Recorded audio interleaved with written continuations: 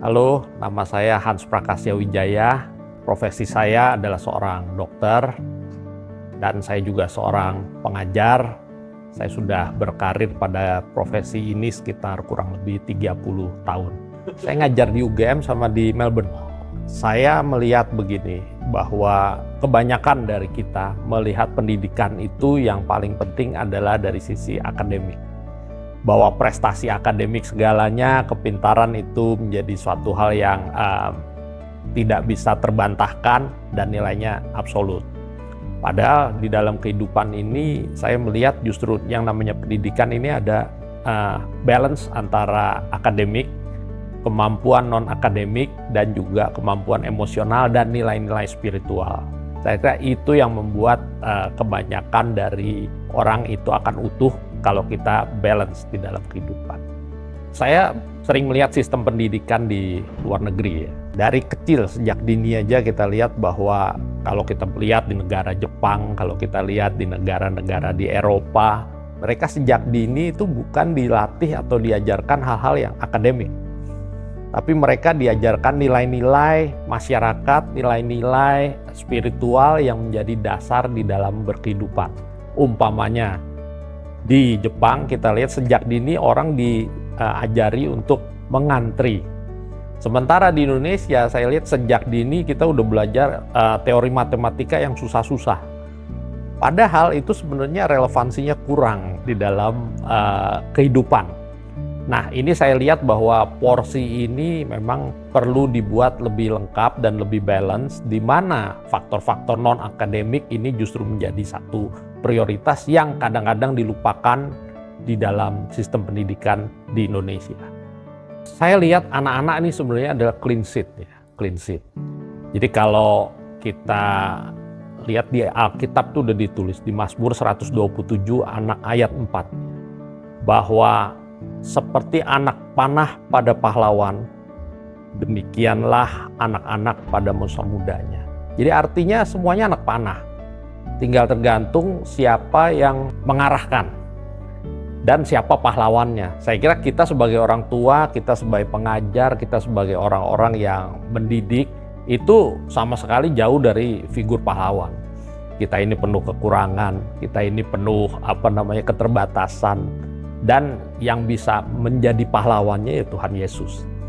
Ya, saya kira justru kita sebagai orang tua pendidik ini bagaimana merepresentasikan, ya, merefleksikan nilai-nilai kekristenan yang kita yakini dan menjadi acuan kita di dalam mendidik. Dan saya kira itu dilakukan 24/7 dan nggak bisa dipisah-pisah antara akademik, non-akademik, kehidupan, kebiasaan, pergaulan. Semuanya jadi satu, buat nilai-nilai itulah yang menjadi dasar. Dan itu bisa kita dapatkan ya lewat Tuhan Yesus. Yang kadang begini Pak, saya lihat kita ini berusaha menjadi pahlawan. Kita berusaha menjadi orang yang paling hebat. Padahal enggak, betul. Kita ini penuh keterbatasan, banyak salahnya. Dan kita berusaha mendidik orang, ya pasti nggak jauh-jauh dari kita kalau pakai benchmarknya itu kita. Jadi harusnya yang kita lihat ya, bagaimana Tuhan Yesus itu yang jadi pahlawan. Saya kira itu maksudnya di dalam Mazmur 127. Banyak dari kita mendidik ini yaitu dengan memberi instruksi, memberi wejangan, memberi arahan gitu ya. Padahal pada generasi Z itu suatu hal yang tidak relevan sama sekali sebetulnya. Generasi Z itu paling nggak seneng dikasih wejangan, baru mulai kita beri wejangan mereka udah pasang AirPods-nya masing-masing gitu. Kemudian lu tahu apa begitu, karena nilai-nilainya berbeda. Ya, yang harus kita berikan itu adalah contoh sebetulnya, walk the talk. Jadi nggak akan banyak gunanya kita bicara tanpa kita melaksanakan dan give example kepada anak-anak.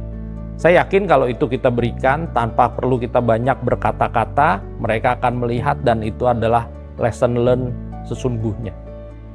Iya, memang kondisi ini yang saya kira relevan di lapangan ya, bahwa setiap hari orang tua pasti sibuk, karena makin sibuk ya itu artinya ya makin sedikit waktu yang bisa dialokasikan untuk anak-anak ya.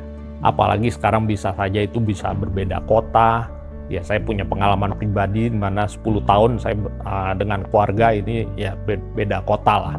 Cuma ini yang menjadi satu challenge tapi juga jadi satu keunggulan. Yang mana ketika kita ada itu harusnya kita mengutamakan quality time.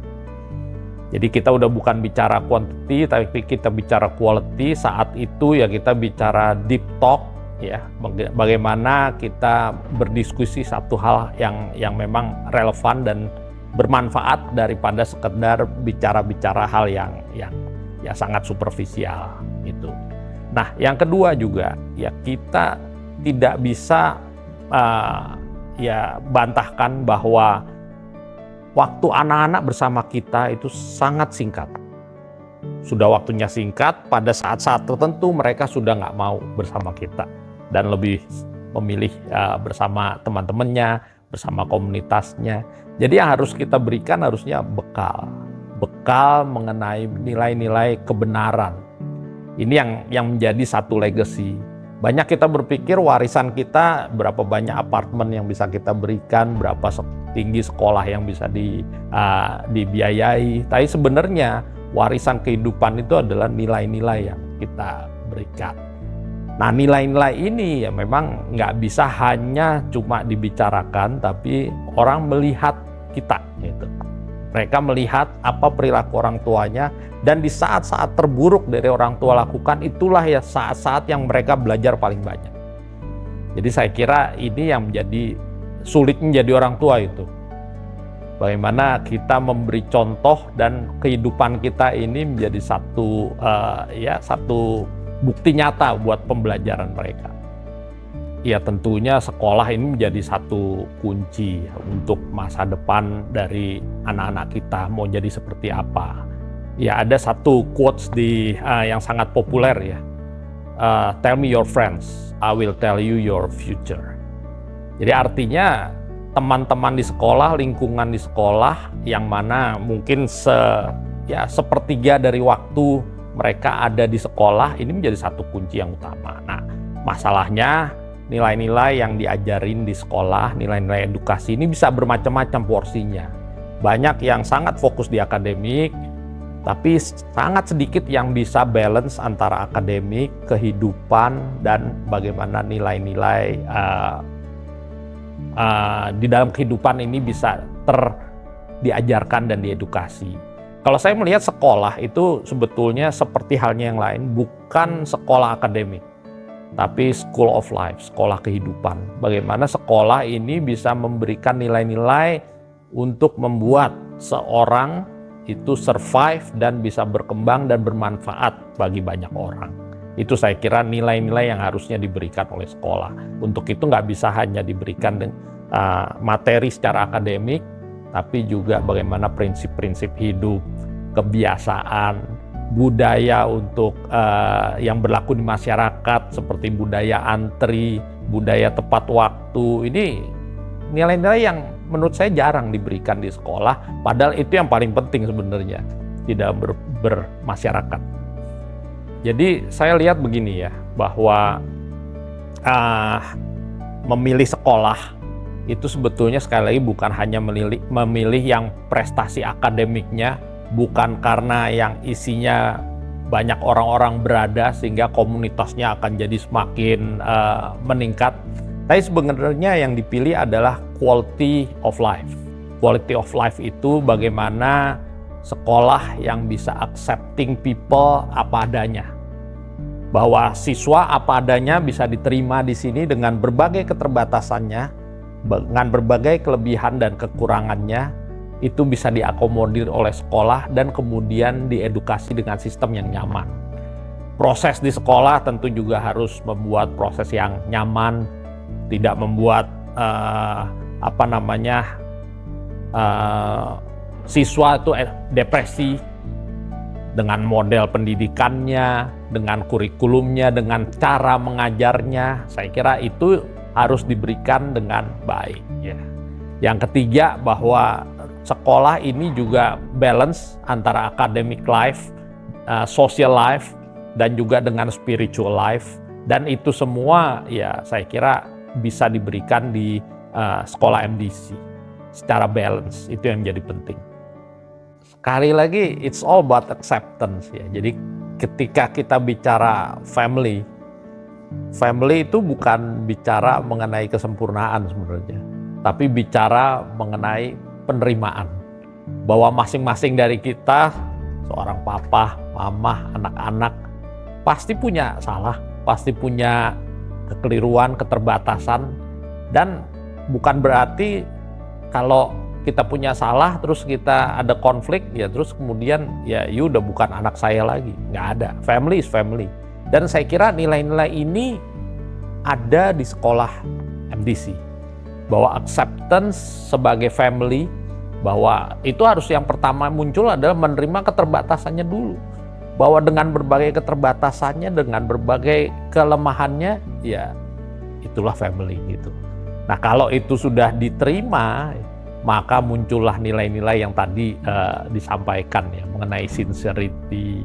Bagaimana kok bisa semua orang itu punya nilai-nilai yang sama? Ya karena penerimaan ya, bahwa kita semua sadar, kita semua ini penuh salah, dan kita ini penuh keterbatasan, dan nggak ada yang sempurna, dan ya cuma ada Tuhan Yesus yang sempurna gitu. Nah ini yang saya kira menjadi nilai yang dipegang, dan kalau nilai ini dibawa ke dunia, ya saya kira kita nggak perlu menginjili dengan banyak ayat Alkitab, tapi nilai-nilai itulah yang menjadi ya firman dan bisa menginjili dunia dan sekitar. Orang melihat perilaku kita daripada orang mendengarkan kata-kata kita yang terlalu banyak. Dan ya nilai ini ya munculnya dari sekolah, saya kira salah satunya yang paling utama. Ketika saya dengar anak-anak saya cerita mengenai teman-temannya, mengenai gurunya, ya ini natural semua. Natural itu artinya apa? Artinya ya bahwa setiap orang ada baik dan buruknya. Dan yang kedua bahwa relatif tidak ada bullying di dalam sekolah. Ini padahal ya satu hal yang sangat berbeda di banyak sekolah lain. Bullying baik dari guru, bullying baik dari teman-teman sekolahnya, ataupun kadang-kadang kalau zaman saya dulu bullying tuh yang membuli adalah murid membuli gurunya gitu. Jadi itu kejadian yang zaman dulu kejadian gitu. Nah ini saya kira nilai-nilai itu nggak ada, dan nilai-nilai itu nggak ada kenapa? Karena memang culture dari sekolah ini yang memang berbeda. Itu yang saya kira kelihatan jelas, dan itu bukan semata-mata ya aktivitasnya pendidikan, tapi yang kemarin saya banyak dengar dari anak saya bahwa banyak program-program ini ternyata bukan hanya ya mengenai semata-mata sekolah, tapi bagaimana kehidupan, belajar menerima, bagaimana melihat kultur dari negara lain ya, dan bagaimana termasuk pergi ke desa beberapa waktu gitu. Ketiga anak saya melaluinya ya. Oh kecuali yang paling kecil ya mungkin enggak ya. Itu dan di situ dia banyak belajar gitu mengenai hal-hal yang nggak pernah dia dapatkan sehari-hari. Jadi gini, ya saya ambil satu terminologi yang lagi relevan ya saat ini. YOLO, FOMO, FOPO. You only live once, bahwa you cuma punya kesempatan hidup satu kali. Kalau mau senang ya senang-senanglah all the way, ataupun jangan sampai buat salah. Fears of missing out, bahwa kalau kita nggak relevan, kalau teman-teman itu ngikutin tren semua, kita maka harus ikut. Dan yang ketiga, fears of people's opinion, FOPO, bahwa nilai-nilai kita itu sangat dipengaruhi oleh apa pendapat orang. Nah, kalau orang yang memberi opini ini punya nilai-nilai yang salah, maka kita akan ikut salah. Dan nilai-nilai inilah yang membuat seringkali kita depresi, karena merasa tidak bisa mendeliverikan, membuat semua orang senang. Baik itu orang tua, baik itu teman-teman, baik itu nilai-nilai masyarakat. Kalau orang lain punya mobil ini, semua harus ikut. Kalau semua ini ikut nonton konser, semua harus ikut. Nah, nilai-nilai inilah yang sering menjadi keliru dan akhirnya membuat depresi mental. karena merasa tidak diterima oleh dunia ini. Nah, kalau orang-orang ini nggak memahami bahwa nilai kebenaran sesungguhnya bahwa kita diterima apa adanya dengan berbagai kekurangan kita, ya pasti akan ya terjadi tingkat stresor yang semakin tinggi. Inilah kalau saya lihat sebabnya, dan mental health itu harusnya memberikan, ya teorinya banyak mental health itu untuk mengurangi depresi. Tapi yang paling utama sebenarnya itu tinggal melihat dari nilai-nilai di dalam Alkitab, ya, di dalam Injil. Itu yang paling utama. Kalau kita melihat bahwa kita diterima apa adanya dengan berbagai kekurangan kita, ya harusnya ya angka kecenderungan bunuh diri ini ya menjadi jauh menurun. Cuma masalahnya sering ini tidak dipahami. Dan akhirnya nilai-nilai dunia inilah yang mewarnai mindset kita. Saya pikir gini ya, mempersiapkan masa depan anak itu bukan dengan mempersiapkan berbagai kebutuhan dia di masa depan secara fisik. Itu prioritasnya mungkin nomor 2, nomor 3. Tapi bagaimana kita mempersiapkan anak untuk bisa beradaptasi dan mewarnai dunia ini. Itu yang paling penting. Nah, untuk itu, maka anak-anak kita ini harus masuk yang saya sebut selalu School of Life, sekolah kehidupan. Dan untuk masuk ke sekolah kehidupan, kadang-kadang kita harus keluar dari zona nyaman. Dan kalau buat kami di keluarga, saya itu sudah menjadi tradisi untuk anak-anak lepas SMA, silahkan pilih sekolah di luar, di kota yang berbeda dengan orang tuanya. Kenapa? Karena saat itu mereka akan belajar mengenai hal-hal yang mereka tidak pelajari selama ada di satu rumah dengan orang tuanya. Nah, ini yang saya kira sambil kita pantau dan dengan bekal-bekal nilai yang sudah dimiliki, kita berharap bahwa mereka bisa mengatasi berbagai masalah kehidupannya sendiri. Dan tugas kita ya tinggal memonitor saja. Dan sejauh ini walaupun ya ngeri-ngeri sedap dan banyak masalah di dalam perjalanannya, tapi saya lihat banyak juga hikmahnya. Mereka jauh lebih mandiri, mereka jauh lebih disiplin, mereka bisa mengatasi berbagai masalah-masalah yang selama ini kalau itu satu rumah itu nggak bisa diatasi lah. Dengan mereka apa-apa pasti minta tolong orang tuanya. Dan itu mempersiapkan anak panah untuk itu bisa ya bersinar terang gitu. Dan saya kira itu prinsip yang ada di keluarga kami. Jangan takut kalau buat sekolah ya, ini terutama internal. Bahwa sekolah ini bukan dilihat dari berapa banyak muridnya sebenarnya, bukan dari berapa sukses anak-anaknya atau yang gabung di sini nih seberapa kaya siswa-siswanya, enggak sih. Tapi bagaimana dari sekolah ini bisa berkontribusi buat masa depan anak-anaknya menjadi generasi tangguh yang ya menjadi generasi bintang ya. Nah, ini yang saya kira, dan itu nggak bisa dilihat dari jangka pendek jumlah anaknya, tapi bagaimana endurance dari anak-anak itu di masa depan. Saya kira di situ. Jadi apa yang udah dilakukan di sekolah ini saya kira sangat baik ya, tetap maju terus dengan nilai-nilai yang ya menjadi satu keunggulan yang mungkin kadang-kadang nggak terlalu banyak dipahami oleh banyak orang tua ya. Tapi percayalah pada orang-orang yang memahaminya, ini akan sangat mengapresiasinya. Demikian.